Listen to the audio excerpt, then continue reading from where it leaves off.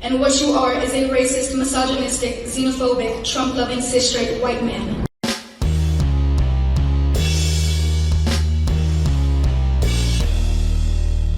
How's everybody doing? My name is Anthony Brian Logan, and today we got to talk about this ridiculous video that you may have seen a little while ago featuring a young woman, not a little girl, a grown adult woman, at her father's funeral speaking very negatively about him because apparently he was a racist, hateful, xenophobic, homophobic Trump supporter.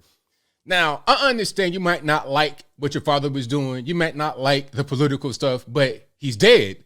He's literally dead, and you're at his funeral. Why would you do that right there? Okay. Now, you may have those feelings about your father. Talk to a therapist. Go to a couch. Get it out that way at the funeral. This seems very self-serving, and it may come from the mindset of a very spoiled person, a spoiled brat, if you will. And of course, I'm right. This person grew up as the daughter of Donald Foss, who's a billionaire. She goes to or went to a private school that cost $50 grand a year, a $7.5 million mansion, lived a very charmed life. Her father was always there, married to a mother. She was not some kind of secret child or something like that. Apparently, from what I see, the father loved the daughter. The father wanted to spend time with the daughter, but the daughter, I'm not sure what's going on. Maybe she's been brainwashed at that school or by society, TikTok and stuff like that, to hate her father because he's white and she's biracial. The typical tragic mulatto. Now, before I go any further, let's go ahead and roll the full clip. If you want to see this before without my commentary, link, as always, will be in the description box below. And what you are is a racist, misogynistic, xenophobic, Trump-loving, cis-straight white man.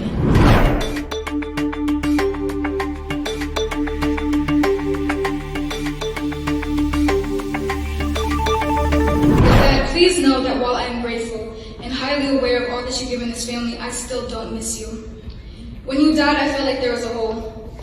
You could have just stopped where you say, I'm grateful for what I've done for this family. Thank you for what you've done for this family. You've given us a very charmed life and easy life. You could have just stopped right there and had that be that. But no, you got to go down a negative route.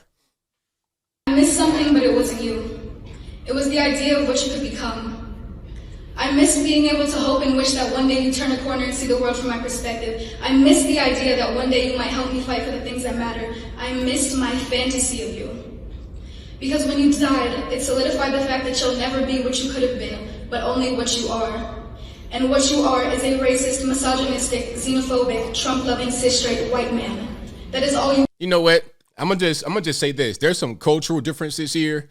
Now, I'm not going to say as simple as black and white, because I know some white families that would not put up with this, and a lot of black families that would not put up with this either. But this is a very cultural thing, because you would not be allowed to say things like this in everyone's funeral, okay? The Italians wouldn't have you do this.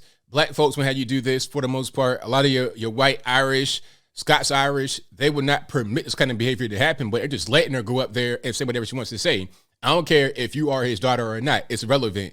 You should be removed off the stage pronto, ASAP, in a quick, fast hurry. You will ever be to me. And Dad, before you tell me to respect the dead, please remember that you disrespected and disregarded the lives and deaths of entire communities of people with your ideology.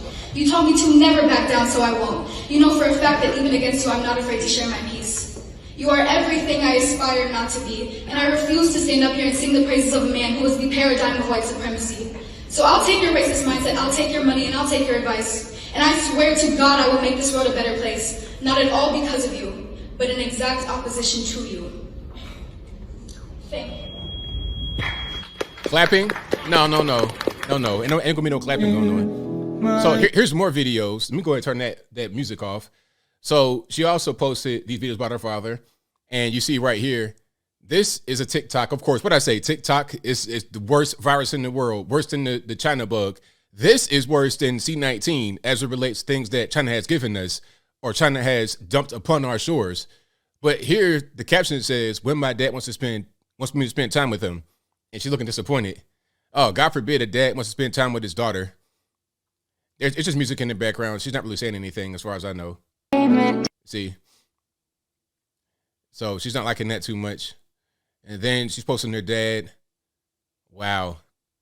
So, and then there's a cake right here that says, well, your dad died. I mean, and you are what he hates. He fights to keep the poor man poor and make America great. He can't see that his kids are dying, we're the ones he wants locked up. And he can't fight for his kids that aren't white if he just wants to stay stuck. Meanwhile, you're in the room that he's paying for, in the house that he's paying for, going to the school that he pays for. He's married to your mother, or at least he was married to your mother. They're probably still married right now. So I don't understand what the problem is. I think this is just an affliction of a very privileged person. You live in a charmed life, so you want to have something to rally behind to make yourself appear to be some kind of virtuous freedom fighter. That's what's going on here. I knew that a time would come where I couldn't tell him thank you.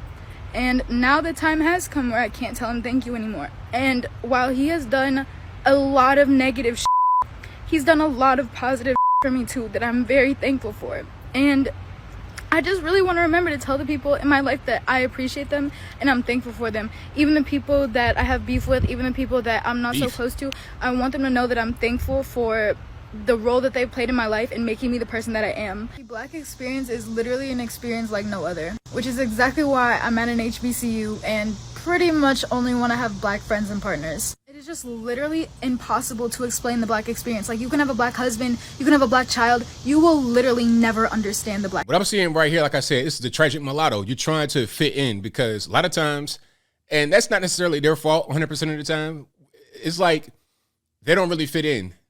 You probably were raised in the mostly white area and you're not white, so you don't fit in with the white people. At least in your mind, you don't. And you're not really Black either, so you don't fit in over there. So you're trying to ingratiate yourself more and more into the quote unquote Black experience to become Black, because you'll be accepted by the Black folks if you just act quote unquote more Black. But by white people, you feel like you're not really over there. You're not connected to them. Although your family, your dad and everybody else is white. It's a really weird thing. And like I said, this should be more of a thing that's discussed on a couch somewhere rather than TikTok.com. Black experience. Saying that I could be racist the same way a white person could be racist completely invalidates the racism experienced. When white people experience what they call racism, it's like they're being called a Karen or they're being called a cracker or something. When Black people experience racism, it's being thrown in jail unnecessarily. It's being shot in the streets. What's on your hands? I see. Is that like spray tan in your hands? What's going on? You got like orange palms? What's happening? For literally doing nothing. It's having your neighborhood gentrified. It's having your district redlined. It's having your health needs be dismissed. It's having you be perceived. You see your hands, like your fingers? Like, what's going on there? I'm not really sure. As overly aggressive when you're not. So to tell me that you as a white person experience racism the same way Black people do, that's just absurd. All right, so there you have it. Her name is Samantha Foss, and here's an article. I won't read the entire thing for time's sake, and of course I'll place that video you just saw and this article in the description. But let's just read some of the headlines here, some of the the bullet points, and then we'll keep on moving. So, man eviscerated as racist, misogynistic, xenophobic Trump supporter at his funeral is a billionaire auto loans magnate Donald Foss, whose ranting Black supremacist daughter attends $57,000 a year school and grew up in a $7.3 million mansion. So he died of cancer in August, age 78. He was named on the 2002 Forbes billionaires list. At the time of his death, his wealth was valued at $2 billion. Twice married with 3 children, he founded a subprime car finance company, Credit Acceptance, in 1972, and stood down as CEO in 2017. His youngest daughter, Samantha, 19, who uses they, them pronouns, and is self-described Black supremacist, launched into a vicious tirade during her eulogy at his funeral. During the excoriating tirade, Samantha described her father as racist, misogynistic, xenophobic, Trump-supporting, Trump-loving, cis, straight white man. They posted the footage on social media where it racked up nearly 2 million views. So she goes to Oglethorpe College in Brookhaven, that's Atlanta, and grew up in the family's $7.3 million home in Franklin, Michigan. So you move from Franklin, Michigan, who knows where that is in Michigan? That's not Detroit, obviously. And you go to Atlanta. Okay, I know what that is. Like I said, you're just trying to really find yourself. That's him right there. That's Donald Foss. You're just trying to find yourself.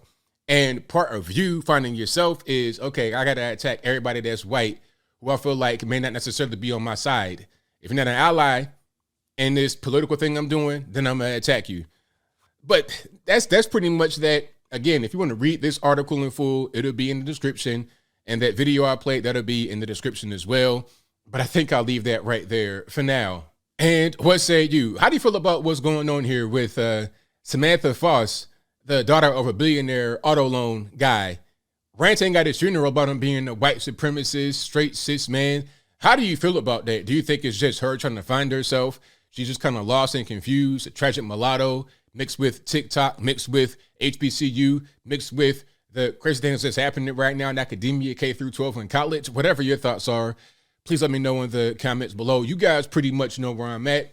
This is a lost soul, somebody who decided to attack her own father at his funeral. She's going to regret that later. She'll regret that later when she grows up. She's 19 years old. She's like, has mind of a child, in my humble opinion, from what I see. Maybe I'm wrong about that. I don't know her, obviously. But that's just my opinion from what I see. That's my judgment of her. When she gets to be older, you know, getting into late 20s, early 30s, and she's gone through life and had therapy and just experienced more things, then she'll look back on that and regret it. She wish she did it. She wish she did not do a thing like that. And I'm going to just say one more thing here. If you have a problem with somebody, a family member, a friend or something like that, try to resolve it, because they might not be here one day and you might not be able to resolve it. And you may regret that you were not able to do that before they passed away. But whatever your thoughts are, please let me know in the comments below. And that's all I got to say for this video. If you like what you heard, please comment, rate, share, and subscribe. Peace.